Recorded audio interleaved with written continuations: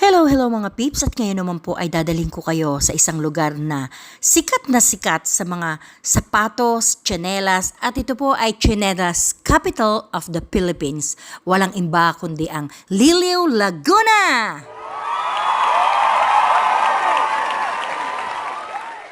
At syempre hindi lang po tsinelas at kung ano-ano mang pansuot sa paa ang ating ipinupunta sa Liliw, kundi meron din po silang iskinita doon na kung saan nandun po ang mga pasalubong. Mga pasalubong po na matamisin. Meron po mga yema, may mani, may singaling at marami pa pong iba.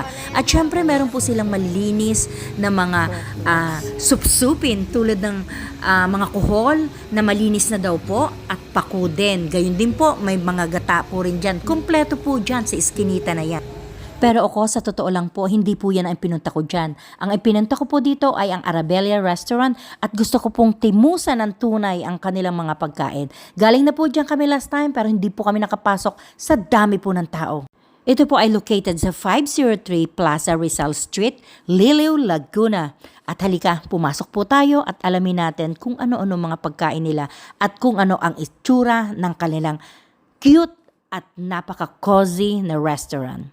Makikita po natin sa menu, ang dami po nilang pagkain. Steaks, pasta, salad, breads, at meron din po silang mga coffee na ang sasarap. Gayon din po ang kanilang mga cakes. Ay, naku po!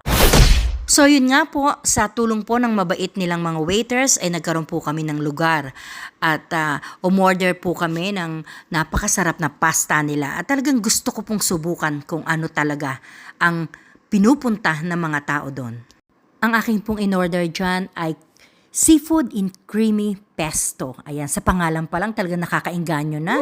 Kay Ma'am Tilet po naman, ang in-order niya ay seafood marinara at sa isang po naming kaibigan ay kanya'y barbecue.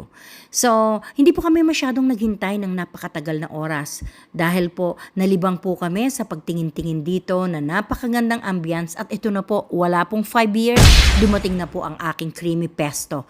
Tingnan nyo naman po ang presentation pa lang, panalong-panalo na. Kung sa ganda ng presentation na yan, kung ano ang lasa, ay ganun din po. Super yummy, super creamy at malalaki po ang kanyang mga seafoods. Kumbagay, kitang-kita po natin na talagang seafoods. At gayon din po itong seafood marinara, napakasarap din po. Creamy at talaga namang ang seafoods ay makakain mo talaga, malalasahan mo na tunay na seafood at fresh at ito po ay to die for din. At eto nga po, hindi po ako masyadong mahilig sa pizza pero itinry ko po itong garden veggie pizza nila na oh my God, talaga pong napakasarap. At salamat po kay Ma'am Tilet at talagang kinapture niya kung paano ko kainin itong pizza na ito na talagang melt in your mouth at ang sarap po ng kanyang dough. Ay nako, ang tinapay po nito, ang sarap. Super.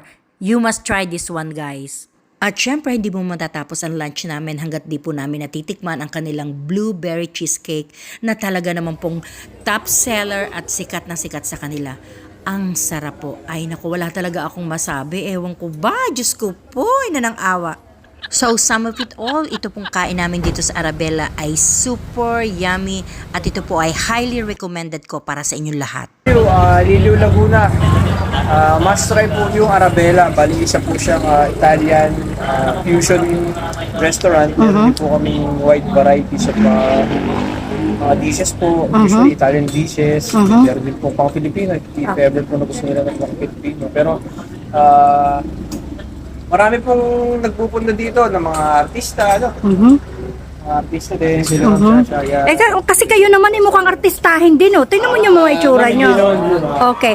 Ikaw, chef, ano mo sila? Invited mo sila? I-invite po namin kayo na bumisita po dito sa Arabella, Liliw, Laguna.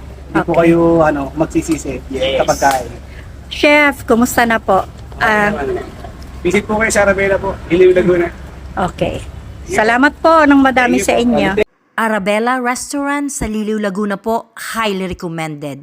Sa inyo pong lahat, maraming pong salamat. Food and Trip Adventure ni Mami, salamat po.